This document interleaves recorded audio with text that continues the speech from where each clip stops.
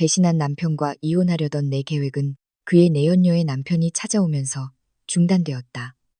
그는 3개월간 이혼을 미뤄달라는 이상한 조건과 함께 1,500억 원을 제안했다. 이 미친 제안 뒤에 숨겨진 그의 진짜 계획은 무엇일까? 오늘 서울의 저녁 하늘은 내 마음을 아는 듯했다. 강남의 마천루를 가리는 잿빛 커튼을 만들며 비가 세차게 쏟아졌다. 나는 우리 아파트 30층의 거대한 통유리 창 앞에 망부석처럼 서 있었다. 퇴근 시간에 교통체증으로 붐비기 시작하는 아래의 도로를 내려다보았다. 젖은 아스팔트 위로 차량의 불빛이 번지며 음울한 추상화를 그려냈다. 평소 이 시간이면 나는 주방에서 바빴을 것이다. 내 남편 박민준을 위해 특별한 저녁을 준비하며 나는 집안의 청결부터 마음을 안정시키는 아로마 테라피 향, 그리고 그가 가장 좋아하는 음식까지 모든 것이 완벽하도록 신경 썼다. 나는 평창동의 명망 있는 가문 출신인 서지우. 내 모든 삶, 교육, 그리고 잠재력을 박민준의 헌신적인 아내가 되기 위해 바쳤다. 하지만 오늘 저녁은 달랐다. 주방에선 음식 냄새가 나지 않았고 내가 즐겨 틀던 부드러운 재즈 음악도 들리지 않았다. 오직 이따금씩 번개가 치는 소리와 고통스럽게 울리는 내 심장 박동 소리만이 서로를 향해 울부짖었다. 내 손에 들린 민준의 스마트폰이 차갑게 느껴졌다. 그가 아침에 서둘러 나가면서 침대 옆 협탁에 두고 간 것이었다. 열어보지 말았어야 했다. 갑작스러운 회의나 지방 출장에 대한 그의 진부한 핑계를 믿었어야 했다. 하지만 잠금 화면에 뜬 알림 하나가 모든 것을 파괴했다. 유라, 오빠, 아까 쇼핑하라고 보내준 돈 고마워요. 오늘 저녁에 우리 집으로 오는 거 맞죠? 보고 싶어 죽겠어. 그 바보 같은 아내한테는 야근한다고 말하는 거 잊지 말고요. 메시지는 짧았지만 이제 막 5년이 된 우리 결혼 생활에 원자폭탄보다 더 큰 파괴력을 가졌다. 바보 같은 아내. 그 말이 고장난 카세트 테이프처럼 머릿속에서 맴돌았다. 그래, 그들은 나를 이렇게 보고 있었던 거다. 내가 그의 지위를 높여주고 아버지가 중요한 사업 파트너들에게 소개해주어 지금의 자리에 오를 수 있게 해준 남자, 박민준이 나를 바보로 여기고 있었다니. 스마트폰 잠금 화면을 여는 내 손이 떨렸다. 우연히도 나는 비밀번호를 알고 있었다. 우리의 결혼기념일. 얼마나 아이러니한가. 그 안에서 나는 민준이 숨겨온 또 다른 세상을 발견했다. 민준이 세미나에 간다고 했을 때 제주도에서 찍은 그들의 다정한 사진들, 속이 메스꺼워지는 음란한 대화들, 그리고 가장 고통스러웠던 것은 유라라는 여자에게 엄청난 금액을 송금한 증거였다. 바로 지난주에 민준은 사업에 자금이 필요하다며 내게 아껴 쓰라고 말했었는데 파렴치한 인간, 목구멍에서 막힌 소리가 나지막이 새어나왔다. 참고 있던 눈물이 마침내 터져나와 뺨을 적셨다. 뜨거웠다. 피부를 태울 듯이 나는 그 스마트폰을 비싼 이탈리아산 가죽 소파 위로 던져버렸다. 더는 볼 필요도 없었다. 증거는 차고 넘쳤다. 한 여자로서, 아내로서, 그리고 한 가문의 딸로서의 내 자존심은 무참히 짓밟혔다. 나는 무거운 발걸음을 이끌고 안방으로 향했다. 옷장 안에서 큰 여행 가방을 꺼냈다. 오늘 밤 민준이 돌아오면 그의 얼굴에 이혼 소송 서류를 던져버릴 것이다. 나는 떠날 것이다. 이혼녀라는 꼬리표를 달고 평창동의 부모님 댁으로 돌아가게 되더라도 상관없었다. 거짓 위에 세워진 호화로운 삶보다는 차라리 소박하게 사는 것이 낫다. 하지만 부모님의 상황이 마음에 걸렸다. 아버지의 사업은 급격히 기울고 있었다.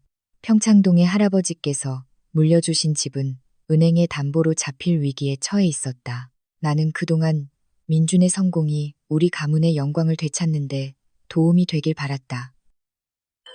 하지만 그는 오히려 그 돈을 상간녀에게 쏟아붓고 있었다. 아파트 현관벨 소리가 울리며 내 상념을 깨뜨렸다.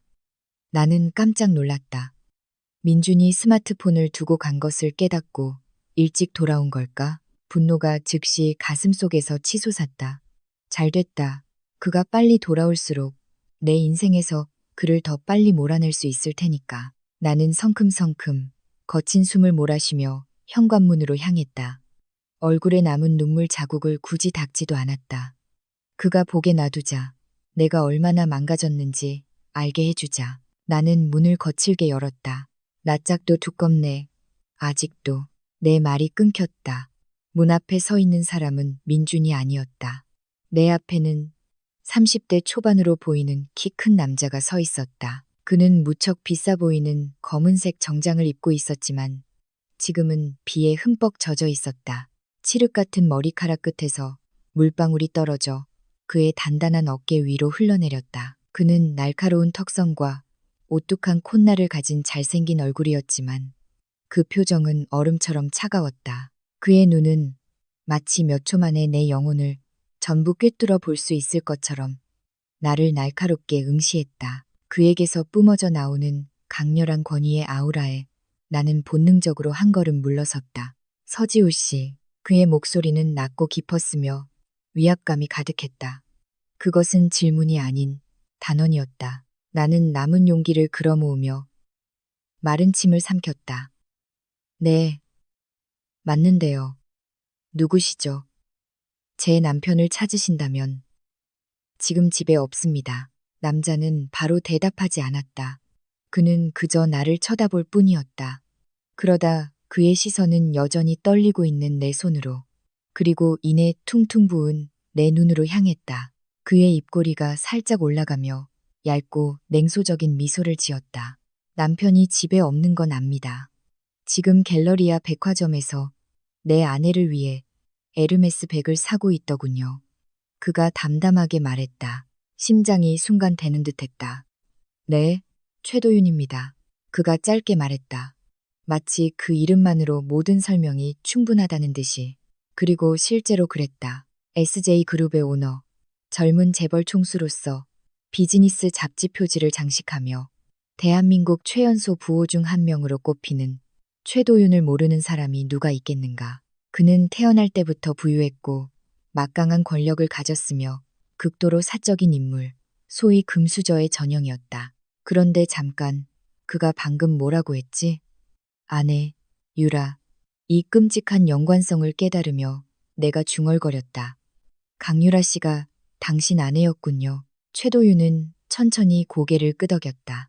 그는 화나 보이지도 슬퍼 보이지도 않았다. 그의 얼굴은 콘크리트 벽처럼 무표정했다. 들어가도 되겠습니까? 우리가 논의해야 할 사업이 있습니다. 문 앞에서 할 만한 이야기는 아니니 나는 잠시 망설였다. 남편이 없을 때 낯선 남자를 아파트에 들이는 것은 부적절한 일이었다. 하지만 방금 민준에 대해 알게 된 사실을 생각하면 그런 규범 따위는 더 이상 의미가 없게 느껴졌다. 게다가 이 남자도 나와 같은 피해자였다. 들어오세요. 나는 마침내 문을 더 활짝 열며 말했다. 최도윤이 안으로 들어섰다. 그가 내 옆을 지나갈 때 그의 체향이 느껴졌다. 비 냄새와 비싼 담배, 그리고 남성적인 우디 계열 향수가 섞인 향이었다. 그는 내가 꽤 호화롭다고 생각했던 우리 아파트의 인테리어에 전혀 감명받지 않은 듯했다. 최도윤 같은 사람에게 이곳은 창고나 다름없을지도 모른다. 그는 거실 한가운데에 섰고 내가 앉으라고 권했을 때 거절했다. 그의 눈이 방을 훑다가 소파 위에 놓인 민준의 스마트폰에 정확히 멈췄다. 전부 알게 된 모양이군요. 그가 나를 돌아보지 않고 말했다. 방금 전에요. 내가 씁쓸하게 대답했다. 스마트폰을 두고 갔더군요. 최도윤이 나를 돌아보았다. 창밖의 번갯불이 그의 얼굴 절반을 비추며 그를 더욱 신비롭게 만들었다. 이제 어쩔 계획입니까? 울고 소리 지르고 이혼이라도 요구할 건가요? 당신이 상관할 바 아니에요. 내가 날카롭게 쏘아붙였다. 하지만 네, 오늘 밤 당장 이혼할 겁니다. 배신자와는 단 하루도 살 수 없어요. 하지 마시오. 최도윤이 빠르게 말을 잘랐다. 나는 어리둥절하여 미간을 찌푸렸다. 실례지만 당신이 뭔데 저를 막는 거죠. 최도윤이 내게 다가왔다. 이제 우리 사이의 거리는 1미터 남짓이었다. 나는 그의 속눈썹에 아직 맺혀있는 빗방울을 볼 수 있었다. 오늘 밤에 이혼하지 마시오. 소란 피우지 말고. 당신이 모든 걸 알았다는 사실을 그가 모르게 하시오. 그가 절대적인 명령조로 말했다. 미쳤군요. 나는 공허하게 웃었다. 당신 아내와 내 남편이 바람을 피워 우리 가정을 파괴했는데 나더러 조용히 있으라고요. 저는 남편을 공유하거나 두 집 살림을 용납하는 그런 바보 같은 여자가 아니에요. 나는 당신에게 그 불륜을 받아들이라고 요구하는 게 아니오. 최도윤이 내 폭발적인 감정과 대조적으로 차분하게 말했다. 나는 당신에게 거래를 제안하는 거요. 무슨 거래요? 진정한 복수. 최도윤이 대답했다. 그의 눈이 위험하게 번뜩였다. 이혼은 그들을 자유롭게 해줄 뿐이요. 박민주는 강유라와 자유롭게 함께할 것이고, 당신은 이혼녀라는 딱지와 상처 입은 마음만 남게 되겠지. 그게 공평한가? 나는 침묵했다. 그의 말이 심장을 정확히 꿰뚫었다. 지금 나를 따라오시오. 최도윤이 명령했다. 더 적합한 장소에서 이야기합시다. 여기는 그 자식의 흔적이 너무 많군. 낯선 사람과는 갈 수 없어요. 서지우 씨, 그가 내 이름을 이상하리 많지 익숙하게 부르며 말을 끊었다. 평창동 댁에 돈이 필요하지 않소? 당신 아버님 빚이 다음 달 만기인데 20억 원 정도 될 텐데 갚지 못하면 그 집은 경매로 넘어갈 거요. 피가 싸늘하게 식었다. 그가 어떻게 알았을까? 우리 집의 재정 문제는 철저히 비밀에 붙여져 있었다. 어떻게 아셨죠? 나는 모든 것을 압니다. 그가 오만하게 대답했다. 나를 따라오면 당신이 상상도 못했던 해결책을 주겠소. 아니면 여기 남으시오. 남편과 이혼하고 당신 가족이 서서히 무너지는 걸 지켜보든가. 선택지는 독이 든 성배처럼 들렸다. 하지만 확신에 찬 최도윤의 눈빛을 보니 왠지 모르게 절망 속에서 한 줄기 희망이 싹 트는 것 같았다. 나는 방에 이미 열려있는 여행 가방을 보았다가 다시 최도윤을 바라보았다. 좋아요. 내가 나지막이 말했다. 따라가죠. 최도윤은 미소 짓지 않았다. 그는 그저 짧게 고개를 끄덕이고는 문 쪽으로 돌아섰다. 마치 처음부터 내가 거절할 수 없으리라는 것을 알고 있었다는 듯이 나는 가방을 챙겨 이제 지옥처럼 느껴지는 아파트 문을 잠갔다. 그리고 밖에 폭풍우보다 더 큰 불확실성을 향해 그 낯선 남자의 단단한 등을 따라 엘리베이터에 몸을 실었다. 강남의 내 아파트에서 여의도로 가는 길은 지독하게 조용했다. 나는 최도윤의 검은색 고급 세단 조수석에 앉아 있었다. 차 내부는 값비싼 가죽 냄새로 가득했고 밖에서 미친 듯이 울려 퍼지는 서울의 경적 소리와 빗소리를 완벽하게 차단할 만큼 고요했다. 그의 개인 기사는 마치 우리가 움푹 팬 도로 위를 떠다니는 것처럼 아주 부드럽게 운전했다. 최도윤은 내 옆에서 태블릿에 몰두해 있었다. 화면의 불빛이 그의 진지한 얼굴에 반사되었다. 우리가 아파트 로비를 떠난 이후로 그는 한마디도 하지 않았다. 그의 침묵은 나를 더욱 불안하게 만들었다. 내가 지금 무슨 짓을 하고 있는 걸까? 한밤중에 낯선 남자를 따라 나서다니. 하지만 내가 항의하고 싶을 때마다 민준의 스마트폰에 있던 메시지와 빛 때문에 지쳐있던 아버지의 얼굴이 나를 괴롭혔다. 차는 그 지역에서 가장 높은 초고층 빌딩의 로비로 들어섰다. 발렛 직원이 공손하게 문을 열어주며 최도윤을 최 전무님이라고 불렀다. 우리는 꼭대기층으로 곧장 올라가는 전용 엘리베이터로 안내되었다. 기압 변화 때문에 귀가 약간 먹먹했다. 엘리베이터 문이 열리자 극도로 프라이빗한 전용 라운지가 나타났다. 공간은 은은한 크리스탈 조명과 공간을 둘러싼 유리벽 너머로 보이는 서울의 야경으로 희미하게 밝혀져 있었다. 이곳의 분위기는 내 마음속의 혼돈과 극명한 대조를 이루었다. 고요하고 차가우며 품격 있었다. 최도윤은 나를 구석에 있는 프라이빗 룸으로 데려갔다. 두꺼운 유리로 된 벽 너머로 서울의 가로등 불빛이 마치 아래로 흐르는 황금빛 강물처럼 보였다. 유리에 맺힌 빗방울이 멜랑콜리한 분위기를 더했다. 앉으시오. 최도윤이 맞은편의 진홍색 벨벳 소파를 가리켰다. 나는 핸드백을 꽉 쥔 채 뻣뻣하게 앉았다. 한 웨이터가 음료 2잔을 가져다 준 뒤 소리 없이 사라졌다. 우리 둘만 오싹한 침묵 속에 남겨두고 실내의 에어컨이 뼈를 애는 듯 차갑게 느껴졌다. 어쩌면 그건 단지 내가 두려워하고 있기 때문일지도 모른다. 최도윤은 음료를 살짝 마신 뒤 우리를 가로막고 있는 검은 대리석 테이블 위에 잔을 내려놓았다. 그는 나를 똑바로 쳐다보았다. 그의 시선은 날카롭고 위압적이었다. 본론으로 들어갑시다. 그가 차분한 바리톤 목소리로 말했다. 그는 재킷 안주머니에서 수표책과 금장펜을 꺼냈다. 그는 거기에 무언가를 빠르게 적고 한 장을 찢어 내 앞에 놓았다. 받으시오. 그가 명령했다. 나는 망설이며 그 종이를 쳐다보았다. 천천히 손을 뻗어 수표를 집었다. 거기에 적힌 영의 개수를 보고 눈이 휘둥그레졌다. 내가 잘못 본 것은 아닌지 확인하기 위해 2번이나 세어봐야 했다. 1,500억 원. 손이 심하게 떨려 수표가 다시 테이블 위로 떨어졌다. 이게 무슨 뜻이죠? 내가 목이 메인 소리로 물었다. 그게 당신의 가격이요. 더 정확히는 당신 시간의 가격. 최도윤이 담담하게 대답했다.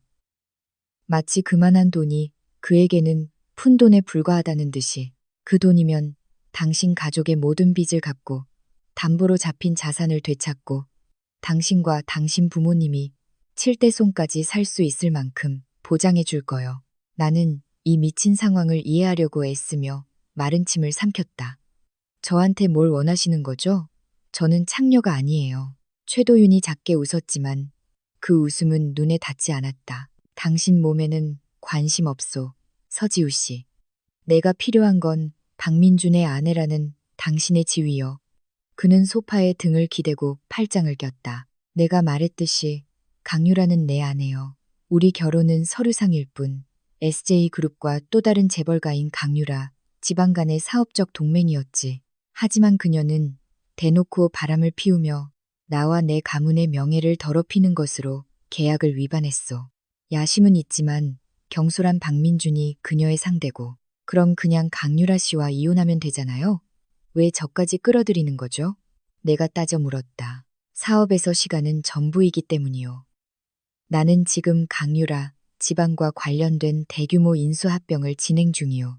만약 내가 지금 그녀와 이혼하거나 이 불륜 스캔들이 터지면 우리 회사 주가는 흔들리고 그 인수거는 무산될 수 있어. 손실액은 저 수표에 적힌 숫자보다 훨씬 클 거요.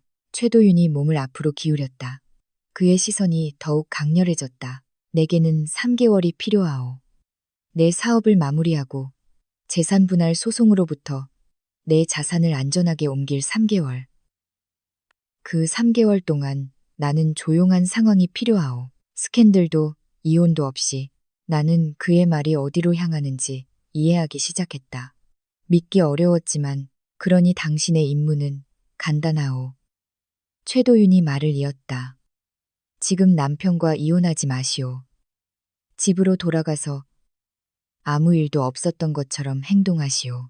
그들이 생각하는 것처럼 상냥하고 순종적이며 바보 같은 아내가 되어주시오. 그들이 불륜 관계에 안심하게 놔두란 말이오. 눈 감고 귀 막고 나를 배신한 남자와 한 지붕 아래 살면서 행복한 척하라고요? 그건 고문이에요. 내가 감정적으로 소리쳤다. 그건 전략이요. 최도윤이 차갑게 정정했다. 지금 울고불고 이혼을 요구하는 게 당신을 승자로 만들어줄 것 같소? 아니, 박민주는 기꺼이 당신과 이혼할 거요. 그리고는 당신이 무능한 아내였다고 사실을 왜곡하겠지. 당신은 산산조각, 난 자존심 외에는 아무것도 없이 그 집에서 쫓겨나게 될 거요. 그가 테이블 위에 수표를 가리켰다. 하지만 이 돈과 3개월간의 당신의 인내심이 있다면 당신은 그가 가장 고통스러울 때 그를 파멸시킬 수 있어. 그가 세상 꼭대기에 올랐다고 느낄 때, 모든 것을 가졌다고 생각할 때 우리가 함께 그를 끌어내리는 거요. 나는 다시 그 수표를 쳐다보았다. 1,500억 원, 비톡촉 스트레스로 심장마비를 일으킬 뻔한 아버지를 구할 수 있는 금액, 우리 가문의 명예를 되찾을 수 있는 금액, 3개월. 내가 나지막이 물었다. 3개월, 90일이요. 최도윤이 단호하게 말했다. 그 후에는 이 돈은 온전히 당신 것이고 당신은 그와 자유롭게 이혼할 수 있어. 심지어 내가 최고의 변호사를 붙여 박민준을 빈털터리로 만들어주겠소. 머리가 빠르게 돌아갔다. 감정적인 내면은 거부하라고 소리쳤다. 지금 당장 민준의 얼굴에 침을 뱉고 싶었다. 하지만 내 이성적인 면, 그동안 억눌러왔던 사업가의 딸로서의 면모가 최도윤의 계획 이면에 있는 논리를 보기 시작했다. 이것은 단순히 돈의 문제가 아니었다. 이것은 통제권을 쥐는 것에 관한 것이었다. 내가 지금 민준과 이혼하면 그는 유라와 함께할 수 있어 행복할지도 모른다. 하지만 내가 기다린다면, 최도윤이 모든 것을 계획하게 둔다면 민준의 파멸은 훨씬 더 완벽할 것이다. 나는 최도윤을 바라보며 그의 눈에서 의심의 흔적을 찾았다. 하지만 내가 발견한 것은 차가운 강철 같은 결의뿐이었다. 이 남자는 위험했다. 아주 위험했다. 그리고 지금 그는 나를 그의 동맹으로 끌어들이고 있었다. 이 수표가 현금화될 거라고 어떻게 믿죠? 나는 현실적으로 행동하려 애썼다. 내일 아침에 바로 현금화할 수 있소. 현금 수표니까. 그가 태연하게 대답했다. 계약금이라고 생각하시오. 신뢰는 비싼 것이오, 서지우 씨. 그리고 나는 기꺼이 비싼 값을 치를 용의가 있소. 나는 깊은 숨을 들이마셨다. 그 차가운 방의 공기로 폐를 가득 채웠다. 민준의 가식적인 미소, 유라의 메시지, 그리고 늙어가는 아버지의 얼굴이 차례로 스쳐 지나갔다. 가슴속의 고통이 서서히 다른 무언가로 변해갔다. 더 차갑고 단단한 무언가. 복수심. 이제는 더 안정된 손으로 나는 그 수표를 집어 핸드백에 넣었다. 동의하죠. 내가 단호하게 말했다. 3개월, 그 이상도, 그 이하도 아니에요. 최도윤이 옅은 미소를 지었다. 이번에는 조금 더 진심처럼 보였다. 어쩌면 그저 그의 협상이 성공했다는 만족의 표현일지도 몰랐지만 그는 자신의 잔을 들어 올렸다. 치명적인 인내심을 위하여 그가 말했다. 나는 그의 건배에 응하지 않았다. 그저 그를 날카롭게 쳐다볼 뿐이었다. 한 가지 기억하세요, 최도윤 씨. 제가 이걸 하는 건 당신이나 제 남편이 두려워서가 아니에요. 제 가족을 위해서 하는 겁니다. 그러니 저를 배신할 생각은 꿈에도 하지 마세요. 나는 계약을 지키는 사업가요, 서지우 씨. 나와 함께라면 당신은 안전할 거요. 그가 대답했다. 그날 밤 멈추지 않는 비가 쏟아지는 서울의 초고층 빌딩 꼭대기에서 나는 천사의 얼굴을 한 악마와 계약을 맺었다. 나는 내 인내심을 1,500억 원에 팔았고 내 인생 최대의 연극을 펼칠 준비를 했다. 박민준, 내 행복의 마지막 순간을 즐겨라. 진짜 폭풍은 이제 막 시작되었으니까. 그날 아침 서울의 햇살은 지난밤 내 가슴 속에서 휘몰아쳤던 폭풍의 잔해를 비웃기라도 하듯 강렬했다. 그 열기는 강남에 있는 우리 안방의 유리창을 뚫고 들어와 최대한으로 켜놓은 에어컨으로도 완전히 몰아낼 수 없는 무더운 공기를 만들어냈다. 나는 킹사이즈 침대 가장자리에 앉아 화장대 거울에 비친 내 모습을 바라보았다. 값비싼 컨실러로 가렸음에도 눈 밑에 다크서클이 희미하게 보였다. 이것은 최도윤이 약속한 90일간의 지옥의 첫날이었다. 차고로 들어서는 스포츠카의 엔진 소리가 들렸다. 민준이었다. 내 남편이 돌아왔다. 심장이 거세게 뛰었다. 그리움이나 사랑 때문이 아니라 억지로 눌러야만 하는 혐오와 분노가 뒤섞였기 때문이었다. 나는 심호흡을 하고 잠시 눈을 감았다. 최도윤의 차가운 얼굴과 지금은 은행의 내 개인 금고에 안전하게 보관된 1,500억 원짜리 수표를 떠올리며 그것이 이제 나의 주문이었다. 방문이 천천히 열렸다. 민준이 어제 아침에 입었던 것과 같은 셔츠를 입은 채 헝클어진 얼굴로 들어왔다. 낯설고 달콤하고 역겹고 저렴한 여자의 향수 냄새가 희미하게 풍겼다. 땀 냄새와 지난밤의 술기운과 섞여서 자기, 일어났어? 그가 짐짓 명랑한 척하는 목소리로 물었다.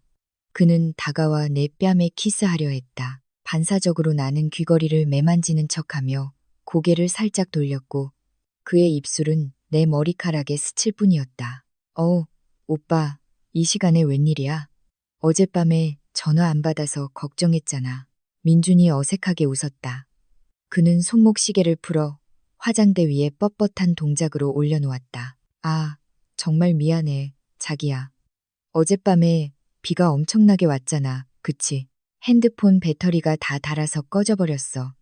충전기는 사무실에 두고 왔고, 교통은 완전히 마비되고, 여기저기 침수돼서 어쩔 수 없이 민호네 오피스텔에서 잤어. 억지로 집에 오기엔 너무 위험했거든. 거짓말.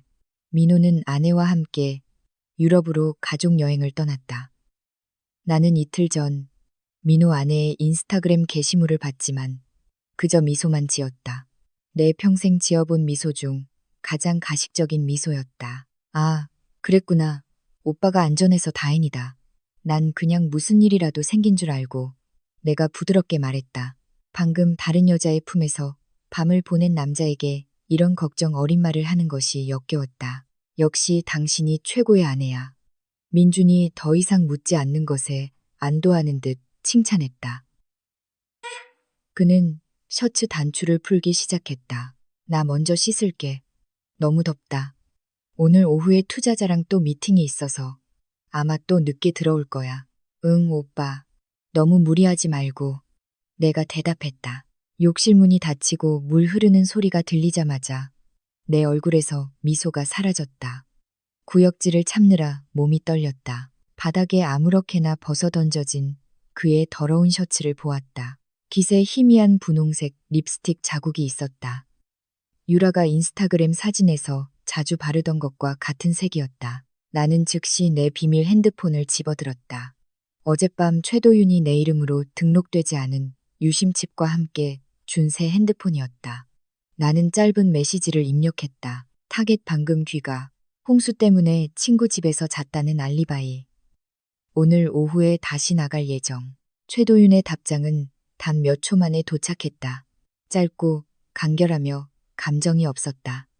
내버려둬. 묻지 말고 오늘 자금 인출에 집중해. 가족 빚은 현금으로 조용히 갚고 박민준이 추적할 수 있는 디지털 흔적을 남기지 않도록.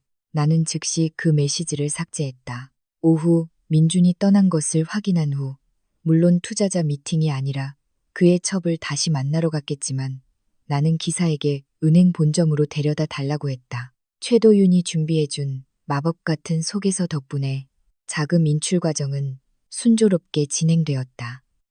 은행 측은 나를 여왕처럼 대했다. 내 새 계좌 잔고에 환상적인 숫자가 찍혔을 때 숨이 막혔다.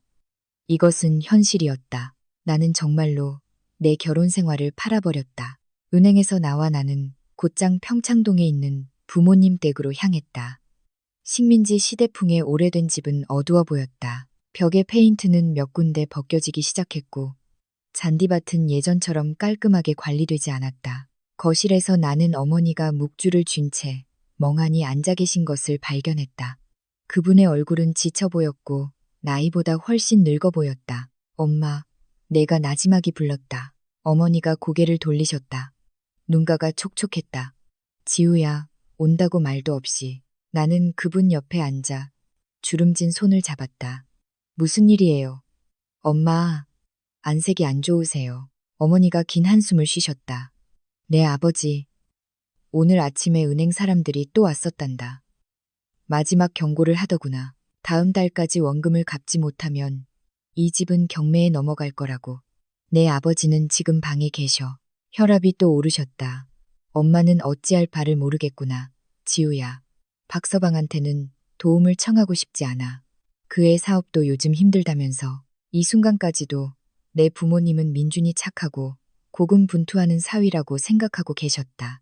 그들의 사위가 사실은 다른 여자에게 돈을 쏟아붓고 있다는 사실은 꿈에도 모르셨다. 엄마, 걱정 마세요. 내가 단호하게 말했다. 가방에서 두툼한 서류 봉투를 꺼내면서 그 안에는 현금이 아니라 1시간 전에 막 처리한 완납 증명서가 들어있었다. 나는 그들이 모르게 아버지의 빚을 갚기 위해 특별 계좌로 자금을 이체했다. 이게 뭐니? 어머니가 어리둥절해하며 물으셨다. 아버지 빚 다 갚았어요. 엄마, 이 집은 이제 안전해요. 내가 속삭였다. 어머니는 그 서류를 보았다가 휘둥그레진 눈으로 나를 쳐다보셨다. 지우야, 이 많은 돈이 어디서 났니? 혹시 박서방이? 아니에요, 엄마. 내가 재빨리 말을 잘랐다. 나는 민준이 이 선행의 공을 가로채는 것을 원치 않았다. 제 비자금이에요. 오래전에 투자해둔 게 이제야 들어왔어요. 자세한 건 묻지 마세요. 네? 중요한 건 이제 아버지랑 엄마가 마음 편히 지내시는 거예요. 그리고 한 가지 더. 민준 오빠한테는 이 일에 대해 말하지 말아주세요. 우리만의 비밀로 해요. 나중에 때가 되면 제가 깜짝 놀라게 해주고 싶어서요. 어머니가 나를 꼭 껴안고 우셨다. 고맙다, 얘야, 고마워. 네가 우리 가족을 살렸어. 어머니의 포옹이 내게 힘을 주었다. 최도윤의 제안을 받아들인 죄책감이 조금은 씻겨나가는 듯했다. 적어도 남편을 팔아 얻은 이 더러운 돈이 내 부모님의 생명을 구할 수는 있었으니까. 그날 밤 연극은 다시 계속되었다. 민준이 평소보다 일찍 퇴근했다. 아마 사거리에서 샀을 법한 끝이 시든 장미 꽃다발을 들고서 그는 불안해 보였고 계속해서 핸드폰을 확인했다. 우리는 어색한 침묵 속에서 저녁을 먹었다. 오직 숟가락과 포크가 부딪히는 소리만 들렸다. 오빠, 내가 침묵을 깨며 불렀다. 다음 주가 우리 5주년 결혼 기념일이야. 기억해? 민준이 마시던 물에 사례가 들렸다. 그는 서둘러 냅킨으로 입을 닦았다. 아, 그럼 당연히 기억하지, 자기야. 5년이라. 와, 시간 빠르다. 생각해봤는데 우리 조촐하게 파티라도 할까? 가까운 친구들만 초대해서. 내가 떠보았다. 그의 반응을 보고 싶었다. 민준의 얼굴이 창백해졌다. 그건 좀. 요즘 사업이 너무 바빠서 말이야, 자기야. 파티 같은 거 하면 파트너들한테 좀 미안하잖아. 우리 둘이서만 저녁 먹자. 응? 로맨틱하게. 나는 그 이유를 알았다. 그가 우리 파티 사진이 올라오면 유라가 화낼까봐 두려워하는 것이었다. 혹은 그날 유라와 이미 계획이 있었을지도 모른다. 아, 오빠가 그렇다면 난 따를게. 내가 고통스러운 턱을 움직여 순종적인 미소를 지으며 대답했다. 갑자기 테이블 위에 있던 민준의 핸드폰이 진동했다. 화면이 켜지며 김 부장, 물류팀이라는 이름이 떴다. 하지만 화면이 꺼지기 전 나는 메시지 내용을 얼핏 보았다. 자기, 내일 약속한 호텔 체크인하는 거 맞지? 남편한텐 부산 출장 간다고 말해놨어. 피가 끓어올랐다. 김 부장, 물류팀. 참 창의적이군. 민준이 황급히 핸드폰을 집어들었다. 아, 또 창고 문제네. 서재에서 전화 좀 받고 올게. 그는 내 대답을 기다리지도 않고 자리를 떴다. 나는 크고 차가운 식탁에 홀로 앉아 손도 대지 않은 음식을 바라보았다. 내 눈은 멀어져 가는 남편의 등을 날카롭게 응시했다. 마음껏 거짓말을 즐겨, 오빠.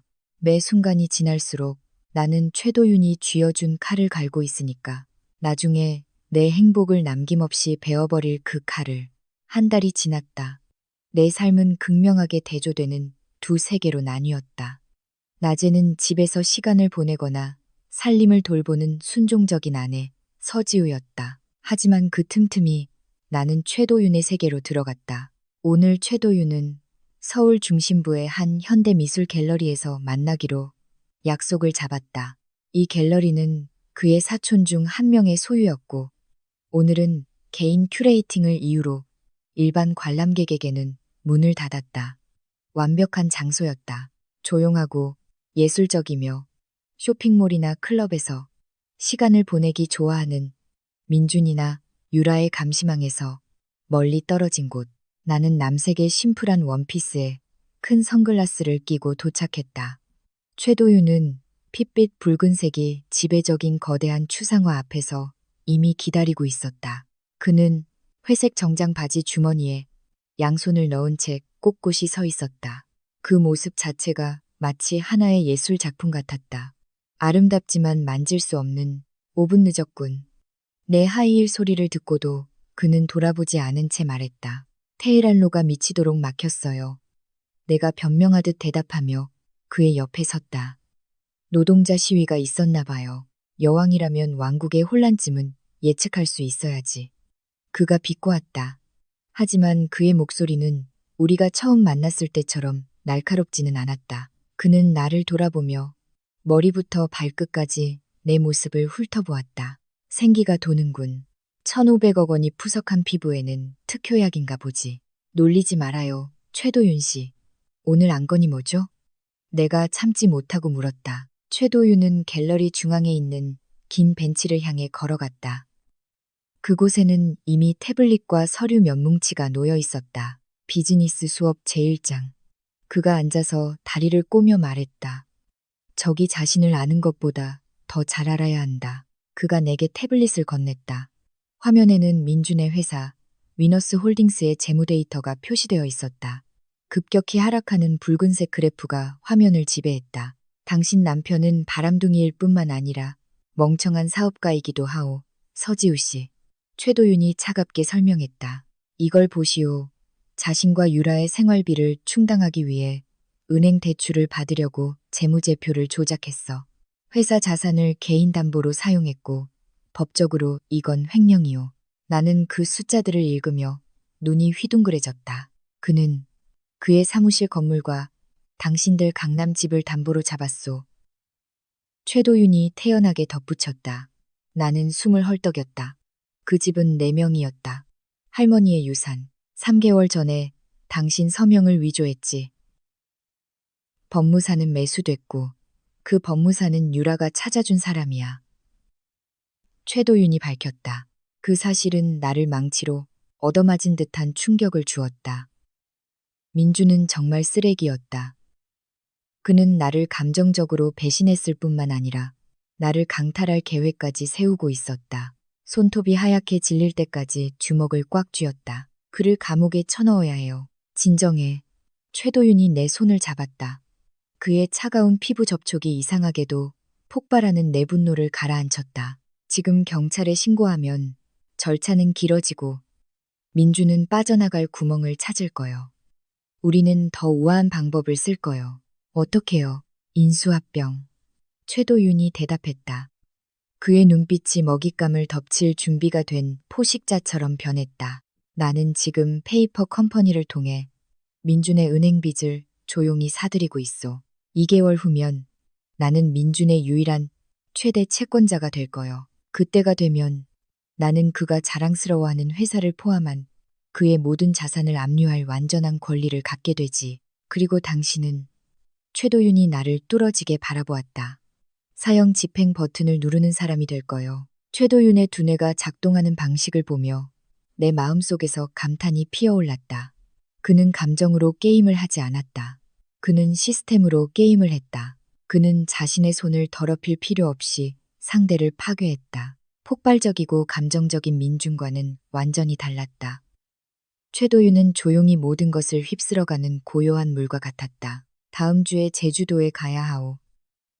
최도윤이 갑자기 화제를 돌렸다. 서귀포에 내가 사려는 프라이빗 리조트가 있는데 인테리어 디자인에 대한 여성의 관점에서 2번째 의견이 필요하오. 그게 저랑 무슨 상관이죠?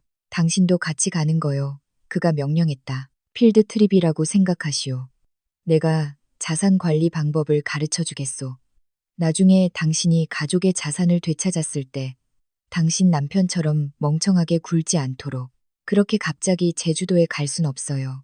민준 오빠가 의심할 거예요. 내가 거절했다. 박민주는 다음 주에 싱가포르에서 무슨 광고 촬영이 있다는 유라를 따라가느라 바쁠 거요. 당신에게는 부산으로 출장 간다고 말하겠지. 그러니 당신은 자유시간이 생기는 셈이오. 최도윤이 말을 잘랐다. 그는 정말 모든 것을 알고 있었다. 그냥 친구 별장에 바람 쐬러 간다고 하든지 뭐든 말하시오. 그는 신경 쓰지 않을 거요. 서지우 씨. 오히려 당신이 집에 없는 걸 좋아할 걸. 유라와 들킬 걱정 없이 영상 통화를 할 수 있을 테니. 최도윤의 말은 날카로웠지만 사실이었다. 결국 나는 고개를 끄덕였다. 일주일 후 나는 제주도에 착륙했다. 관광객이 아니라 이 나라에서 가장 영향력 있는 재벌의 비밀 제자로서 픽업 기사는 우리를 서귀포 절벽에 숨겨진 초호화 리조트로 데려갔다. 그곳은 너무나 사적이라 마치 바깥 세상은 존재하지 않는 것 같았다. 그곳에서 이틀 동안 나는 최도윤의 다른 면을 보았다. 그는 나를 부하처럼 대하지도 않았고 친구처럼 대하지도 않았다. 우리 관계는 독특했다. 그는 내게 부동산 계약서를 읽는 법, 투자 잠재력을 보는 법, 그리고 현지 시공업자와 협상하는 방법을 가르쳐 주었다. 그는 단호하고 완벽주의자였으며 내가 이해를 늦게 할 때는 때때로 까칠했다. 하지만 그는 결코 나를 얕보지 않았다. 그날 오후 우리는 바다를 마주한 빌라 테라스에 앉아 있었다. 해가 지기 시작하며 하늘을 보라색과 주황색으로 물들이고 있었다. 바닷바람이 내 얼굴을 스치며 오랫동안 느끼지 못했던 자유로운 기분을 선사했다. 빨리 배우는군. 최도윤이 에스프레소를 마시며 말했다. 그것은 그의 입에서 나온 첫 칭찬이었다. 저 경영학 수석 졸업생이에요. 최도윤 씨. 단지 지난 5년 동안 제 머리가 민준 오빠 저녁 메뉴나 생각하느라 굳었을 뿐이죠. 내가 씁쓸하게 대답했다. 최도윤이 나를 바라보았다. 그의 시선이 부드러워졌다. 안타깝군. 다이아몬드와 조약돌도 구분 못하는 남자를 위해 그런 큰 잠재력이 낭비되었다니. 그 말을 듣자 심장이 두근거렸다.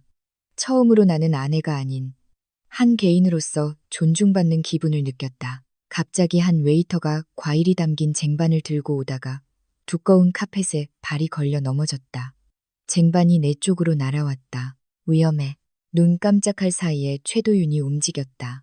그는 내 팔을 강하게 잡아당겨 자신의 몸으로 나를 보호했다. 과일과 깨진 접시 조각들이 방금 전 내가 앉아있던 자리에 어지럽게 쏟아졌다. 최도윤의 단단한 가슴이 내 등에 닿았고 그의 팔이 보호하듯 내 어깨를 감쌌다. 그의 남성적이고 안정감을 주는 체향이 내 후각을 가득 채웠다. 시간이 멈춘 듯했다. 우리는 그 자세로 몇 초간 조용히 있었다. 나는 내 등 뒤에서 느껴지는 그의 차분한 심장 박동을 느낄 수 있었다. 미친 듯이 뛰는 내 심장과는 대조적으로 괜찮소? 그가 내 귓가에 속삭였다. 그의 목소리는 낮고 허스키해서 내 온몸에 소름이 돋았다. 나는 살짝 고개를 돌렸고 우리 얼굴이 불과 몇 센티미터 거리에 있다는 것을 알았다. 그의 깨끗한 피부의 모공과 진심 어린 걱정으로 나를 바라보는 칠흑 같은 그의 눈을 볼 수 있었다. 차가운 사업가의 시선이 아니라 한 남자가 한 여자를 바라보는 시선이었다. 괜찮아요. 내가 긴장하며 대답했다. 최도윤은 천천히 팔을 풀고 일어서서 아무 일도 없었다는 듯이 다시 차가운 모드로 돌아가 재킷을 정리했다. 그는 웨이터를 단호하지만 무례하지 않게 꾸짖고 그곳이 즉시 청소되도록 조치했다. 나는 여전히 멍하니 앉아 내 가슴을 부여잡고 있었다. 그 짧은 순간 나는 위험한 무언가를 깨달았다. 민준이 내 마음을 산산조각 냈을지 모르지만 최도윤은 허락도 없이 그 균열 사이로 스며들기 시작했다. 이것은 계약의 일부가 아니었다. 이것은 시나리오 밖의 일이었다. 그리고 더 무서운 것은 내가 그것을 싫어하지 않았다는 것이다. 제주도에서의 우리의 동맹은 내 눈을 뜨게 했다. 민주는 그저 고통스러운 과거일 뿐이었다. 하지만 최도윤, 그는 무서우면서도 동시에 매혹적인 미래의 수수께끼였다. 나는 조심해야 했다. 복수 임무를 수행하는 사업 파트너와 사랑에 빠지는 것은 치명적인 실수다. 하지만 절벽 끝에서 바다를 바라보며 서 있는 최도윤의 단단한 등을 보았을 때 나는 내 심장이 논리를 배반하기 시작했다는 것을 알았다. 파티는 강남의 한 5성급 호텔 그랜드 볼룸에서 열렸다. 거대한 크리스탈 샹들리에가 천장에 웅장하게 매달려 가면을 쓴 사람들로 가득 찬 연회장 곳곳에 황금빛을 반사했다. 가족용 자동차 한 대 값의 명품 드레스를 입은 여자들은 다이아몬드 주얼리를 과시하며 청아하게 웃었고 매끈한 정장을 입은 남자들은 샴페인 잔을 든 채 주식과 정치 이야기를 나누기에 바빴다. 실내는 역겨울 정도로 진한 값비싼 향수, 신선한 백합, 그리고 짙은 위선 냄새가 뒤섞여 있었다. 나는 민준 옆에 서서 그의 팔에 팔짱을 꼈다. 우리는 오늘 밤의 골든 커플이었다. 떠오르는 젊은 사업가 박민준과 그를 항상 지지하는 명문가 출신의 충실한 아내 서지우. 내 달콤한 미소 뒤에서 내가 그의 파멸을 향한 카운트다운을 세고 있다는 사실을 아는 사람은 아무도 없었다. 오늘 밤 정말 예쁘다, 자기야. 민준이 내 귓가에 속삭였지만 그의 눈은 연회장을 훑어보느라 바빴다. 나는 그가 누구를 찾고 있는지 알았다. 고마워요, 오빠. 내가 무미건조하게 대답했다. 최도윤과의 계약을 맺은 지 벌써 2번째 달에 접어들었다. 최도윤의 지시에 따라 나는 전술을 바꿨다. 나는 더 이상 잔소리하거나 관심을 요구하는 아내가 아니었다. 나는 차갑고 조용하며 다가갈 수 없는 존재가 되었다. 나는 그가 몇 시에 들어오는지 묻는 것을 멈췄다. 그의 앞에서 그의 핸드폰을 확인하는 것을 멈췄다. 그가 우리의 저녁 식사 약속을 취소했을 때 화내는 것을 멈췄다. 이러한 변화는 처음에는 민준을 기쁘게 했다. 그는 자유를 느꼈다. 그는 내가 포기했거나 분수를 아는 순종적인 아내가 되었다고 생각했다. 하지만 최근 들어 나의 평온함이 오히려 그를 불안하게 만들기 시작했다. 민준 같은 인간은 인정받고 싶어 한다. 내가 화를 내거나 질투할 때 그것은 그가 원해지는 존재라는 그의 자존심을 만족시켰다. 하지만 내가 무관심해지자 그것은 그를 미치게 만들었다. 어이, 저기 김 회장님이시네. 민준이 갑자기 시가를 피우고 있는 나이든 남자들 무리로 나를 끌었다. 가서 인사드리자. 잠재적인 투자자 후보셔. 나는 순순히 따라가며 정중하게 미소 짓고 적절한 타이밍에 고개를 끄덕이며 어릴 적부터 어머니에게 배운 사교계의 상투적인 인사말을 건넸다. 하지만 내 눈초리는 볼륨으로 막 들어선 다른 인물을 포착했다. 유라, 심장이 세차게 뛰었다. 두려움 때문이 아니라 분노 때문이었다. 그 여자는 몸매를 대담하게 드러내는 아주 딱 붙는 빨간 드레스를 입고 있었다. 그녀는 늙은 영화 제작자의 팔짱을 끼고 나타났다. 아마 최도윤과 연락이 끊기고 민준이 나와 함께 있는 동안 새로 구한 스폰서일 것이다. 민준도 그녀를 보았다. 내 옆에서 그의 몸이 굳었다. 내 팔을 잡은 그의 소나귀에 힘이 들어갔다. 저 여자가 왜 여기 있지? 민준이 나지막이 거의 혼잣말처럼 중얼거렸다. 누구요, 오빠? 내가 그의 시선을 따라가며 모르는 척 물었다. 아, 저 사람이 유라 씨구나. 오빠가 자주 얘기하던 그 인플루언서. 와, 사진보다 실물이 더 야하네. 민준이 피우던 시가 연기에 사례가 들렸다. 그는 이상한 눈빛으로 나를 쳐다보았다. 당신, 저 여자 알아? 당연하죠. 누가 모르겠어요. 맨날 이슈가 되는데. 내가 오렌지 주스를 마시며 태연하게 대답했다.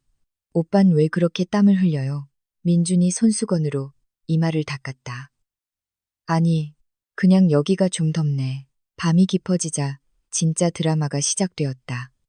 나는 유라가 불타는 눈빛으로 우리 쪽을 여러 번 훔쳐보는 것을 보았다. 그녀는 민준이 공개적으로 나와 함께 있는 것을 보고 질투하고 있었다. 내가 화장실에 간다고 했을 때 나는 일부러 거울 앞에서 오랫동안 립스틱을 고쳐 발랐다. 내가 나왔을 때 나는 민준과 유라가 비상구 근처의 조용한 복도 구석에서 격렬하게 다투고 있는 것을 보았다. 나는 큰 기둥 뒤에 숨어 그들의 대화를 엿들었다. 지난달에 이혼시켜준다고 약속했잖아. 민준 씨, 유라가 씩씩거렸다. 그녀의 목소리는 억눌려 있었지만 감정이 가득했다. 숨어 지내는 거 지쳤어. 최도윤은 점점 이상해지고 내 신용카드도 다 막아버렸다고. 난 확실한 게 필요해. 진정해, 유라. 그게 쉬운 줄 알아? 민준이 좌절한 듯 말했다. 지우개, 요즘 이상해. 너무 조용하다고. 뭔가 꾸미고 있는 것 같아서 무서워. 지금 이혼하자고 하면 재산 분할 소송 걸어서 내 회사 망할 수도 있어. 핑계 대지 마. 유라가 소리쳤다. 그냥 아직도 그 여자 사랑한다고 말해. 다음 주까지 이혼 소송 안 걸면 우리 동영상 가십 계정에 뿌려서 다 같이 망해버릴 거야. 유라는 발을 구르며 스트레스로 자기 머리를 쥐어뜯는 민준을 남겨두고 떠났다. 나는 어둠 속에서 비웃음을 지었다. 잘했어, 유라. 계속 압박해. 그를 더 초조하게 만들어. 민준이 볼룸으로 돌아왔을 때 그의 얼굴은 잿빛이었다. 그는 곧장 내게 다가와 내 손을 거칠게 끌었다. 집에 가자. 지금. 아직 행사 안 끝났잖아요, 오빠. 아까 김 회장님이 더 얘기하고 싶어 하셨는데 내가 나지막이 항의했다. 김 회장인지 뭔지 신경 꺼. 집에 가자고. 그가 몇몇 사람이 돌아볼 정도로 크게 소리쳤다. 차 안에서는 숨 막히는 침묵이 흘렀다. 민주는 난폭하게 운전했다. 이따금 그는 핸들을 주먹으로 내리쳤다. 왜 그래요, 오빠? 내가 지루한 투로 물었다. 걱정이 아니었다. 민준이 조용한 길가에 급정거했다. 그는 나를 돌아보았다. 그의 눈은 붉게 충혈되어 있었다. 당신이 왜 그래, 서지우? 왜 가만히 있는 건데?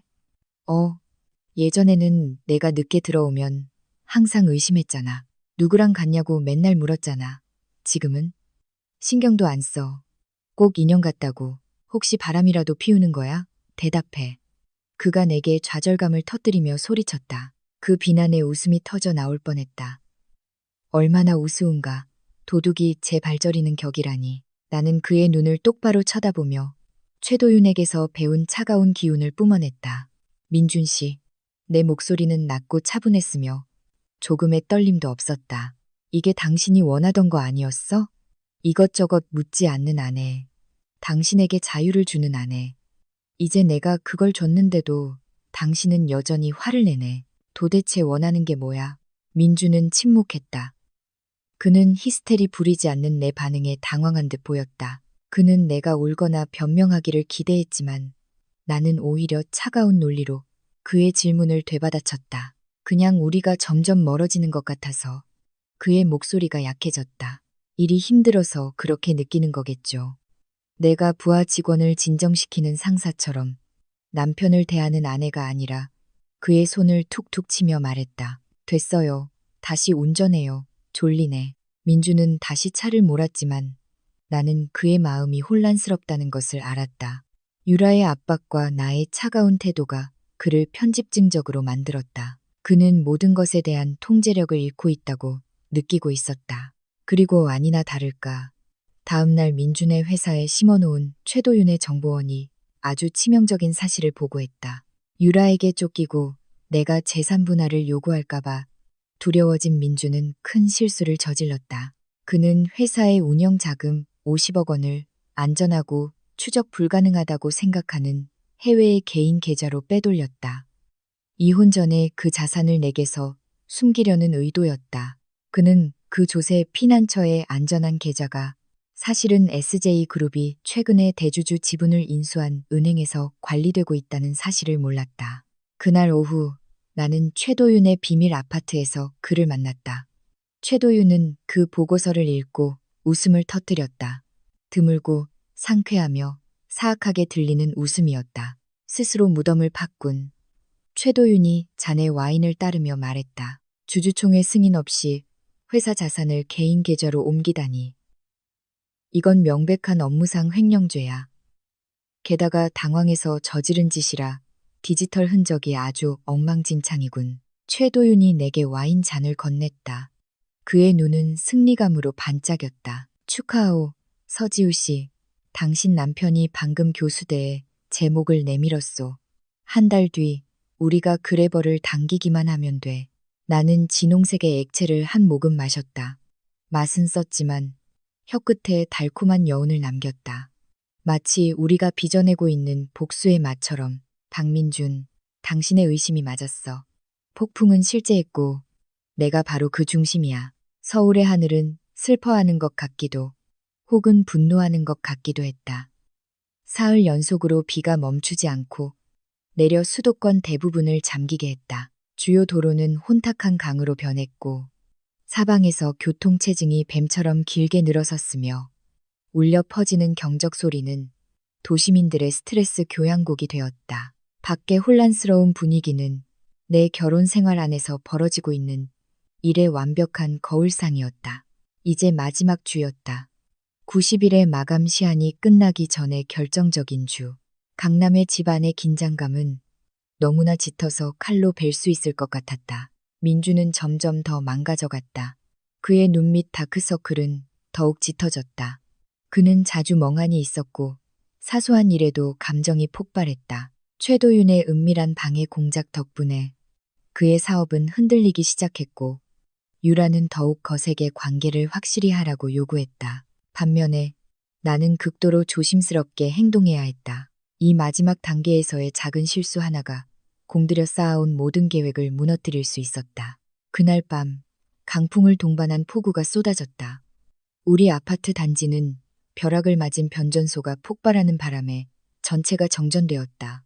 거대한 집은 칠흑 같은 어둠에 잠겼고 희미하게 깜빡이는 촛불만이 유일한 빛이었다. 나는 거실에 앉아 촛불의 의지에 잡지를 읽는 척했다. 민주는 감금된 맹수처럼 방 안을 서성였다. 그의 핸드폰은 귀에 붙어 있었고 홍수로 묶인 물품 배송에 대해 부하 직원에게 고함을 지르고 있었다. 몰라. 다른 트럭 알아봐. 내일까지 그 물건 도착 안 하면 수십억 손해야. 그가 소리치고는 핸드폰을 소파에 내던졌다. 그는 숨을 헐떡이며 나를 돌아보았다. 그 쓰레기 같은 잡지 좀 그만 볼 수 없어? 남편은 지금 머리가 터질 지경인데 당신은 태평하게 앉아있네. 그럼 제가 뭘 해야 하는데요, 오빠? 같이 소리라도 질러요? 내가 잡지 페이지에서 시선을 떼지 않고 차분하게 대답했다. 아, 민준이 좌절하며 머리를 쥐어뜯었다. 갑자기 핸드폰 진동 소리가 들렸다. 민준의 핸드폰도 테이블 위에 놓인 내주 핸드폰도 아니었다. 피가 얼어붙었다. 내 비밀 핸드폰이었다. 최도윤이 준 그 핸드폰. 내가 소파 쿠션 사이에 숨겨둔 전원을 끄는 것을 잊었다. 멍청한 서지우, 정말 멍청해. 진동 소리는 정전된 집의 정적 속에서 유난히 크게 울렸다. 지주희, 민준이 침묵했다. 그는 내가 앉아있는 소파 쪽으로 고개를 돌렸다. 무슨 소리지? 아무 소리도 안 나는데요. 내가 재빨리 대답했다. 심장이 터질 것 같았다. 쥐 소리인가 봐요. 핸드폰 진동 소리였어. 서지우, 나 바보 아니야. 민준이 내게 다가왔다. 그의 시선은 의심으로 가득했다. 당신 핸드폰은 테이블에 있고 내 핸드폰은 여기 있는데 누구 핸드폰이야? 그가 소파 쿠션을 거칠게 헤치기 시작했다. 오빠, 그만해요. 괜히 트집 잡지 말고. 내가 그를 막으려 했지만 민주는 내 손을 거칠게 뿌리쳤다. 비켜. 그가 마지막 쿠션을 들어 올리자 거기에 검은색의 납작한 물체가 놓여 있었다. 어둠 속에서 화면이 켜지며 메시지 알림이 표시되었다. 최도윤. 내일 오전 10시 최종 브리핑. 늦지 말 것. 그 이름이 선명하게 보였다. 최도윤. 세상이 내 주위에서 무너지는 것 같았다. 민주는 떨리는 손으로 그 핸드폰을 집어들었다.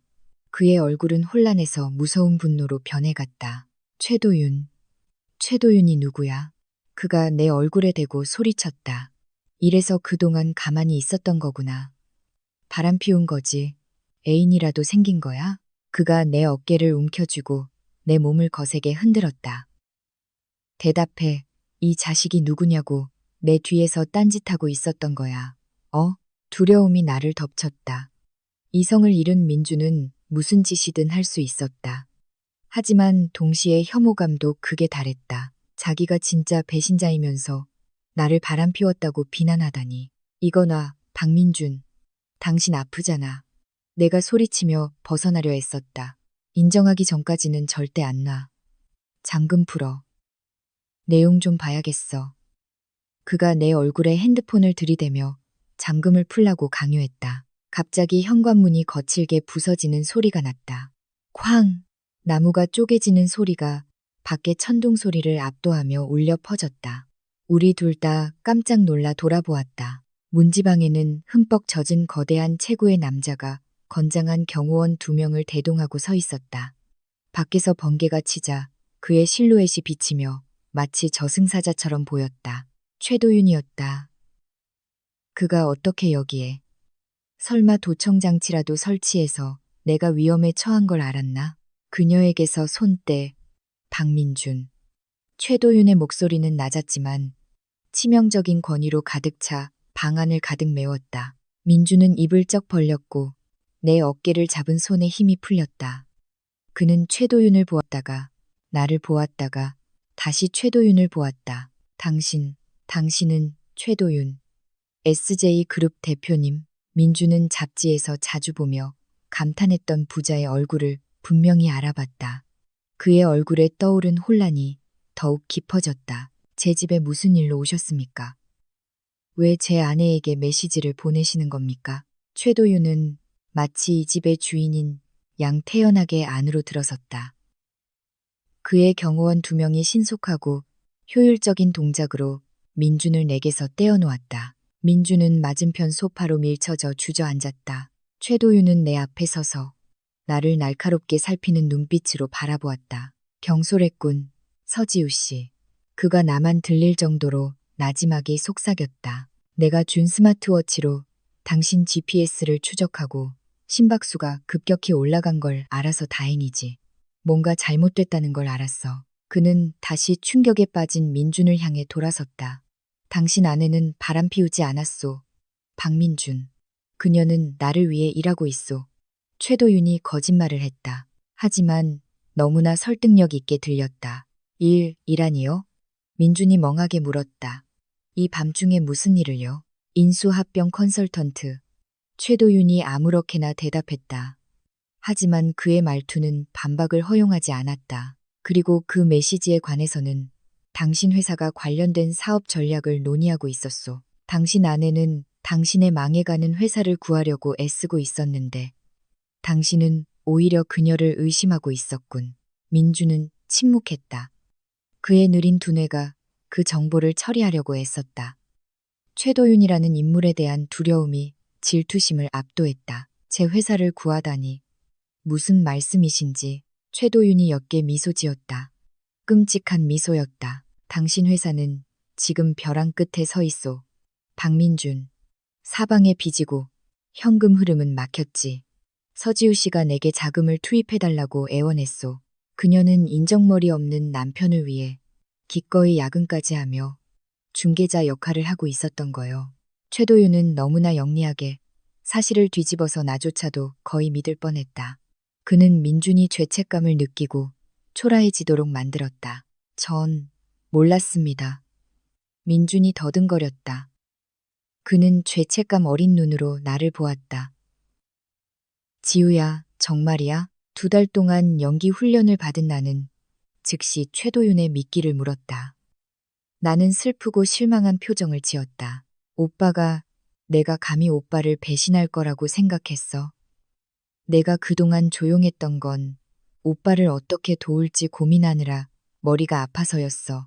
오빠 자존심 상할까봐 최 전무님께 비밀리에 도움을 요청했던 거야. 민주는 고개를 숙였다. 그의 얼굴은 부끄러움으로 붉게 달아올랐다. 미안해, 자기야. 내가 정신이 나갔었나 봐. 스트레스가 너무 심해서. 최도윤이 혐오스러운 눈빛으로 민준을 쳐다보았다. 당신은 그녀에게 과분한 남자야. 하지만 서지우 씨가 애원하니 기회를 주겠소. 내일 내 사무실로 오시오. 자금 지원에 대해 이야기합시다. 회사법인 서류 전부 가지고 와. 민준의 눈이 반짝였다. 그는 이것을 구원의 손길로 보았다. 그가 방금 자신의 사형 집행법정에 초대받았다는 사실을 몰랐다. 네, 전무님. 정말 감사합니다. 꼭 가겠습니다. 그리고 한 가지 더. 최도윤이 민준에게 다가가 그의 어깨를 가볍게 하지만 강하게 누르며 두드렸다. 다시는 서지우 씨에게 소리 지르지 마. 그녀에게 함부로 대했다는 소리가 들리면 이 계약은 무효야. 네, 전무님. 약속하겠습니다. 민준이 주인에게 혼난 개처럼 순종적으로 고개를 끄덕였다. 최도윤이 내게 신호를 보냈다. 그의 눈이 말했다. 조금만 더 버텨. 내일 끝장내자. 그날 밤 전기가 다시 들어오고 최도윤이 떠난 후 민주는 내게 극도로 다정하게 굴었다. 그는 내 발을 주물러주고 수없이 사과했으며 나를 최고의 아내라고 칭찬했다. 나는 그저 옅은 미소를 지으며 극에 달한 혐오감을 느꼈다. 그는 내일 주주총회에서 만날 사람이 구원자가 아니라 사형 집행인이라는 사실을 몰랐다. 욕실에서 나는 거울에 비친 내 모습을 보았다. 내 눈은 차가웠고 내 얼굴은 굳어 있었다. 예전에 나 연약하고 순진했던 서지우는 죽었다. 남은 것은 남편의 세상이 잿더미로 타버리는 것을 지켜볼 준비가 된 한 여자뿐이었다. 3개월은 끝났다. 이제 약속을 받아낼 시간이었다. 마침내 심판의 날이 밝았다.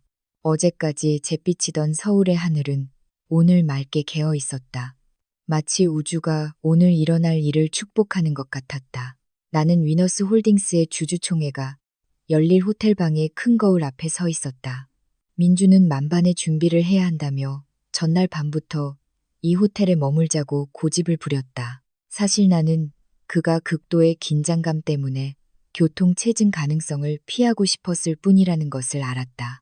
나는 몸에 완벽하게 맞는 무릎 길이의 검은색 드레스를 입고 있었다. 디자인은 단순했지만 우아했다. 한 가족의 한 달은 먹고 살 수 있을 만큼 비싼 국내 디자이너의 작품이었다. 목에는 다이아몬드 목걸이가 걸려 있었다. 민준이 준 것이 아니라 오늘 아침 당신의 자유를 축하하며라고 적힌 카드와 함께 최도윤이 보내온 선물이었다. 민준이 최고의 정장을 차려입고 방으로 들어왔다. 그의 얼굴은 긴장되어 보였지만 눈에는 오만한 기색이 번뜩였다. 그는 자신이 우위에 있다고 느꼈다. 그는 오늘 최도윤이 구원의 신처럼 나타나 신선한 자금을 투입하고 그의 회사를 파산해서 구해주며 그의 리더십을 의심하기 시작한 주주들 앞에서 자신을 멋지게 보이게 해줄 것이라고 믿었다. 준비됐어, 자기? 그가 내 옆 거울 앞에서 넥타이를 매만지며 물었다. 그가 미소 지었다. 곧 내가 영원히 앗아갈 그 미소였다. 오늘이 바로 그날이야. 최도윤이 투자 계약서에 서명하면 우리 주가는 폭등할 거야. 날 얕보던 놈들 전부 입 다물게 될 거라고. 준비됐어요, 오빠. 아주 많이. 내가 입술에 짙은 붉은색 립스틱을 바르며 차분하게 대답했다. 용기의 색, 피의 색이었다. 우리는 그랜드 볼룸으로 향했다. 두꺼운 카펫이 깔린 호텔 복도가 우리의 발소리를 삼켰다. 민주는 마치 내가 그의 전리품이라도 되는 양 내 손을 꽉 잡았다. 그는 그 전리품이 사실은 시한폭탄이라는 것을 몰랐다. 볼룸 안은 이미 북적였다. 수십 명의 주주, 이사진, 그리고 몇몇 사업 파트너들이 깔끔하게 정돈된 원형 테이블에 앉아 있었다. 에어컨은 최대한으로 작동하고 있었지만 나는 공기 중에 떠도는 식은땀과 긴장의 냄새를 맡을 수 있었다. 회사의 재정 상태가 위태롭다는 소문은 이미 퍼졌고 오늘 그들은 해명을 요구하고 있었다.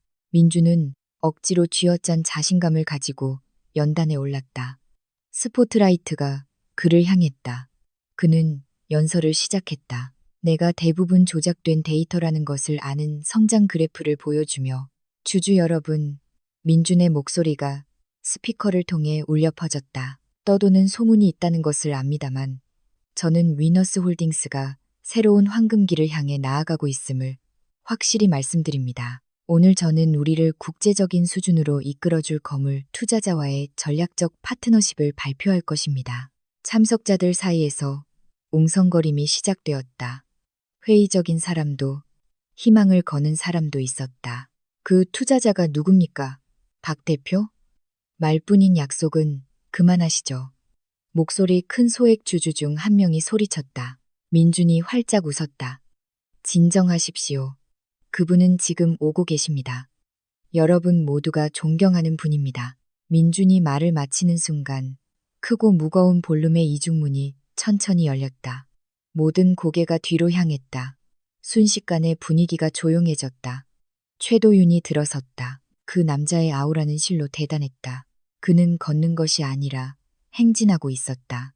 그의 뒤로는 두꺼운 서류 뭉치를 든 변호사와 비서 6명이 따랐다. 최도윤은 그의 단단한 몸에 꼭 맞는 이탈리아 장인의 남색 정장을 입고 있었다. 그의 얼굴은 무표정하고 차가웠으며 위압적이었다.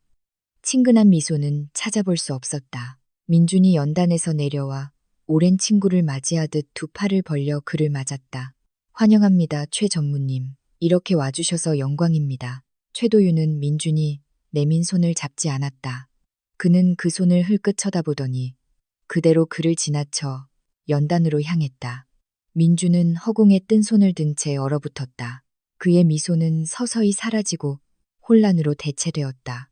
최도윤이 연단에 서서 마이크를 잡았다. 그는 매의 눈으로 연 회장 전체를 훑어보았다. 안녕하십니까? 그의 목소리는 낮고 위엄이 있었다. 연 회장 전체가 마법에 걸린 듯 조용해졌다. 저는 최도윤입니다. 그리고 저는 오늘 전략적 파트너나 투자자로서 이 자리에 온 것이 아닙니다. 심장이 세차게 뛰었다. 바로 이 순간이었다. 나는 앞줄 의자에 똑바로 앉아 숨을 참았다. 오늘 아침 8시를 기점으로 최도윤이 비서에게 이사진에게 서류를 나눠주라는 신호를 보내며 말을 이었다. SJ그룹은 3개 주요 은행에 있는 위너스 홀딩스 부채의 85%를 공식적으로 인수했습니다. 박민준 씨가 서명한 여신 계약 조항에 따라 지난 6개월간 발생한 채무 불이행은 주채권자에게 부채를 주식으로 전환할 권리를 부여합니다. 웅성거리는 소리가 터져 나왔다. 민준의 얼굴이 창백해졌다. 잠깐만요, 최 전무님. 이게 무슨 말씀이십니까? 우리는 자금 지원에 대해 합의하지 않았습니까? 최도윤은 그를 무시했다. 따라서 이 시간부로 저는 이 회사의 절대적인 최대 주주입니다. 그리고 새로운 소유주로서 저의 첫 번째 결정은 이사진을 전면 개편하는 것입니다. 이럴 순 없어. 당신은 날 함정에 빠뜨렸어. 민준이 공황 상태에 빠져 소리쳤다. 그는 연단으로 올라가려 했지만 최도윤의 경호원 2명이 그를 쉽게 제지했다. 함정. 최도윤이 경멸적인 눈빛으로 민준을 쳐다보았다. 자신을 함정에 빠뜨린 건 당신의 무능함이야, 박민준. 당신은 재무제표를 조작했고 개인적인 이익을 위해 운영 자금을 횡령했으며 당신 소유가 아닌 자산을 담보로 잡았지. 최도윤이 프레젠테이션 리모컨의 버튼을 눌렀다. 민준의 사업 그래프를 보여주던 연단 뒤에 대형 스크린이 잠시 검게 변했다가 한 영상을 보여주기 시작했다. 사업 영상이 아니었다. 그것은 한 고급 호텔 방의 CCTV 녹화 영상과 민준의 차 안에 설치된 몰래카메라 영상이었다. 화질은 매우 선명했다.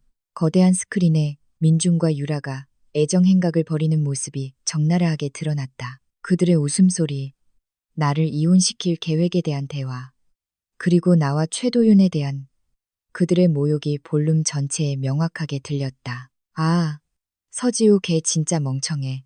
내가 걔 돈으로 너한테 오피스텔 사주는 것도 모를걸. 그치 자기야? 영상 속 민준의 목소리가 선명하게 들렸다.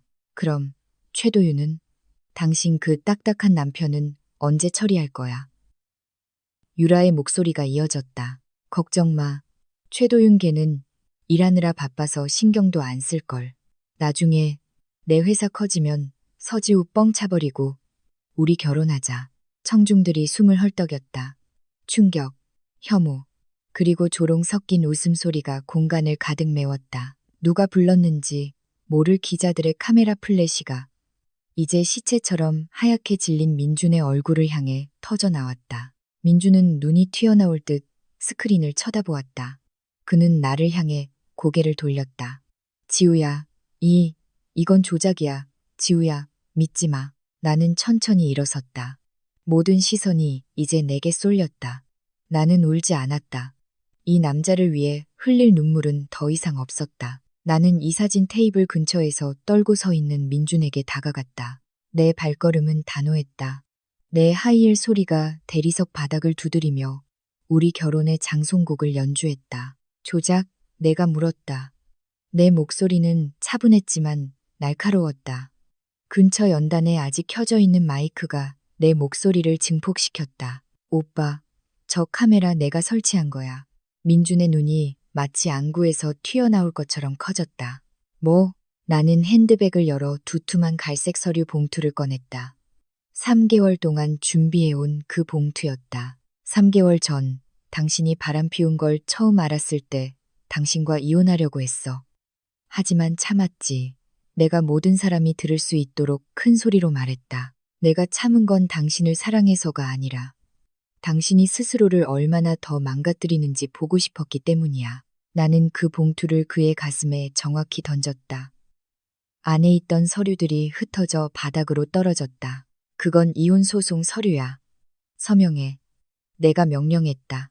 그리고 그 안에는 당신의 자금 횡령 증거도 들어있어. 최 전무님 변호사님이 오늘 아침에 검찰에 사본을 제출했어. 그러니 여기서 나가면 당신은 강남 집으로 돌아가는 게 아니라 아마 구치소로 가게 될 거야. 민준이 무릎을 꿇었다. 그의 다리에 힘이 풀린 듯했다. 그는 내 손을 잡으려고 했다. 지우야, 제발, 나 내 남편이잖아. 어머니를 생각해. 어머니 이름 들먹이지 마. 내가 소리쳤다. 마침내 내 감정이 조금 터져 나왔다. 어머니와 아버지를 거의 집에서 쫓겨나게 할 뻔한 건 당신이야. 그 계집애 때문에 우리 가족의 유산을 담보로 잡은 것도 당신이라고. 나는 숨을 고르며 다시 평정심을 되찾았다. 나는 위에서 아래로 그를 내려다보았다. 한때 사랑했던 남자. 지금은 너무나 비참하고 작아 보이는 그 남자를. 우리, 끝났어, 박민준. 당신은 아내와 회사, 그리고 자존심을 하루아침에 모두 잃었어. 마음껏 즐겨. 나는 돌아서서 아직 연단에 서 있는 최도윤을 바라보았다. 그는 나를 보고 있었다. 과장된 승리의 미소는 없었다. 그저 존경을 담은 작은 끄덕임 뿐이었다. 당신은 해냈어라고 말하는 듯한 끄덕임. 더 이상 기다리지 않고 나는 그 볼륨을 걸어 나왔다. 등 뒤에서 혼돈이 터지는 소리가 들렸다. 민준의 절규, 분노한 주주들의 아우성, 그리고 멀리서 희미하게 다가오는 경찰 사이렌 소리. 나는 호텔 로비를 걸어 나와 뜨거운 서울의 공기를 들이마셨다. 하지만 그 공기는 내 폐에 아주 신선하게 느껴졌다. 1,500억 톤만큼 무거운 짐이 방금 내 어깨에서 내려졌다. 나는 자유였다. 정말로 자유였다. 한 달 후, 오늘 서울의 아침은 다르게 느껴졌다. 어젯밤 내린 비가 도시의 먼지를 깨끗이 씻어냈기 때문일지도 모른다. 혹은 마침내 내 마음이 평온을 찾았기 때문일지도. 나는 부모님 댁에서 멀지 않은 평창동의 빈티지 스타일 작은 카페 구석 자리에 앉아 있었다. 갓 내린 아라비카 커피와 토스트 냄새가 공기를 가득 채우며 아늑하고 편안한 분위기를 자아냈다. 내 손에는 조간신문이 들려 있었다. 경제면 톱기사는 여전히 위너스 홀딩스의 대형 스캔들을 다루고 있었다. 수감복 차림의 민준의 얼굴이 거기에 실려 있었다. 최도윤 팀이 수집한 완벽한 증거 덕분에 그의 재판은 매우 신속하게 진행되었다. 민준은 업무상 횡령, 사기, 문서 위조 등 여러 혐의로 기소되었다.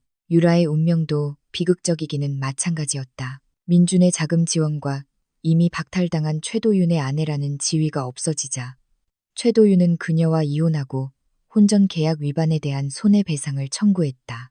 유라는 완전히 파산했다. 한때 추앙받던 그녀의 소셜미디어 계정은 이제 네티즌들의 비난으로 가득 찼다. 내가 마지막으로 들은 소식에 따르면 그녀는 더 이상 감당할 수 없는 사치스러운 생활 방식 때문에 사채업자들에게 쫓기고 있었다. 나는 신문을 덮어 테이블 위에 놓았다. 동정심은 없었지만 불타는 증오심도 더 이상 없었다. 남은 것은 엄청난 안도감뿐이었다. 모든 것이 끝났다. 아버지의 빚은 모두 갚았고 집 등기부등본은 다시 가족 금고에 안전하게 보관되었으며 마음의 짐을 덜어낸 아버지와 어머니의 건강도 점차 회복되고 있었다. 여기 앉아도 되겠습니까? 익숙한 바리톤 목소리에 고개를 들었다. 최도윤이 서 있었다. 이번에는 딱딱한 정장 차림이 아니었다. 그는 긴 소매를 팔꿈치까지 걷어올린 흰색 리넨 셔츠에 편안한 치노 팬츠를 입고 있었다. 머리카락은 평소처럼 매끈하게 넘기지 않아 몇 가닥이 이마에 내려와 있었는데 그 모습이 5년은 더 젊어 보이고 훨씬 인간적으로 보였다. 최 대표님, 내가 옅게 미소 지으며 인사했다. 아니면 구원자님이라고 불러야 하나요? 최도윤이 작게 웃으며 내 앞에 의자를 끌어당겨 앉았다. 그냥 최도윤이라고 부르시오. 우리 사업 계약은 끝났잖소. 더 이상 격식은 필요 없지. 웨이터가 와서 최도윤의 주문을 가져다 주었다. 설탕 없는 블랙커피. 당연했다. 어떻게 지내시오? 그가 커피를 한 모금 마신 후 물었다. 그의 눈이 나를 뚫어지게 바라보았다. 우리가 처음 만났을 때부터 한 번도 줄어들지 않은 강렬한 시선이었다. 지난 10년간보다 훨씬 좋아요. 내가 솔직하게 대답했다. 다시 숨을 쉴 수 있게 된 기분이에요. 고마워요, 최도윤 씨. 당신이 없었다면 전 아마 무너졌을 거예요. 당신 스스로를 구한 거요, 서지우 씨. 최도윤이 부드럽게 정정했다. 나는 도구를 주었을 뿐. 그것을 사용할 용기를 낸 건 당신이었소. 당신처럼 90일 동안 그런 정신적 압박을 견뎌낼 수 있는 여자는 많지 않소. 나는 내 카푸치노 잔을 저으며 그 위에 거품 소용돌이를 바라보았다. 그래서 평창동의 이 작은 카페에는 어쩐 일이세요? 최도윤 같은 분이 길가에서 커피나 마실 만큼 한가한 시간은 없을 텐데요. 최도윤이 의자에 기대 앉아 큰 나무들로 그늘진 평창동의 거리를 바라보았다. 사실은 새로운 파트너를 찾고 있소. 또 사업 파트너요? 내 눈썹이 올라갔다. 죄송하지만 전 기업 암투의 세계에서는 은퇴했어요. 사업이 아니오. 최도윤이 다시 나를 보았다. 이번에는 그의 시선이 달랐다. 더 따뜻하고 더 깊었다. 인생의 파트너를 찾고 있소. 심장이 한 박자 건너뛰었다. 알고 있소. 최도윤이 말을 이었다.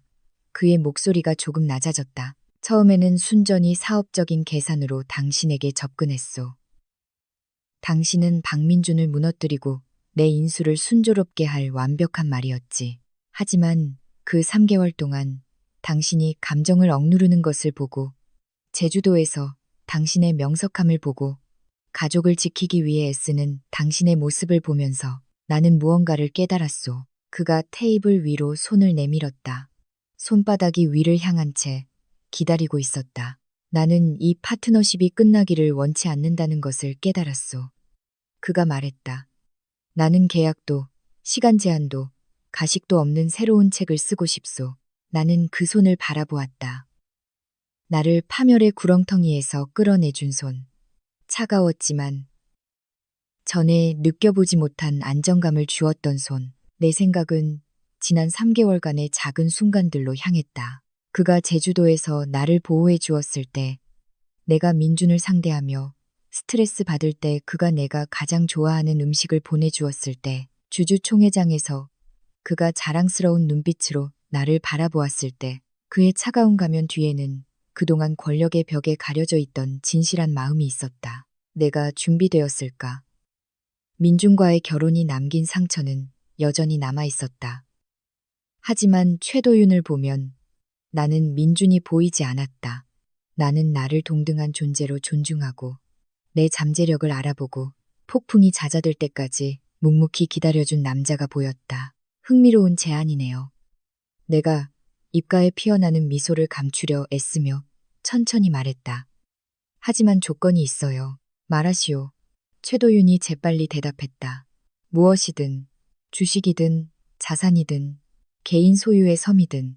나는 청아하게 웃었다. 아니요. 조건은 이번에는 비밀도, 시나리오도 없다는 거예요. 우리 천천히 가요. 제 오랜 상처를 완전히 치유할 시간이 필요해요. 최도윤이 미소 지었다. 그의 눈까지 닿는 진실한 미소가 오늘 아침 그의 얼굴을 무척 잘생겨 보이게 했다. 나는 세상의 모든 시간을 가지고 있소. 서지우 씨. 나는 인내심 강한 사업가요. 기억하시오. 나는 적 하나를 무너뜨리기 위해 3개월을 기다렸소. 내가 사랑하는 여자의 마음을 얻기 위해서라면 더 오래 기다릴 수도 있소. 사랑이라는 단어가 공중에 떠올랐다. 달콤하고 희망적이었다. 나는 천천히 손을 뻗어 최도윤의 손바닥 위에 올려놓았다. 그가 내 손을 꽉 잡았다. 따뜻하고 단단하게. 좋아요, 파트너님. 내가 장난스럽게 말했다. 이 새로운 장의 첫 초안을 한번 써보도록 하죠. 최도윤이 웃으며 커피 잔을 들어 올렸다. 새로운 시작을 위하여, 새로운 시작을 위하여. 나도 내 잔을 그의 잔에 부딪히며 화답했다. 밖에서는 햇살이 더욱 밝게 빛나고 있었다. 나무의 잎사귀 사이를 뚫고 들어와 우리 테이블 위에 아름다운 빛의 무늬를 만들어냈다. 서울은 여전히 그 모든 드라마로 북적였다. 하지만 평창동의 이 작은 구석에서 나는 내 평화를 찾았다. 나의 복수극은 끝났다. 민준을 가둔 감옥문과 함께 단단히 닫혔다. 그리고 이제 나의 행복 이야기는 막 시작되려 하고 있었다.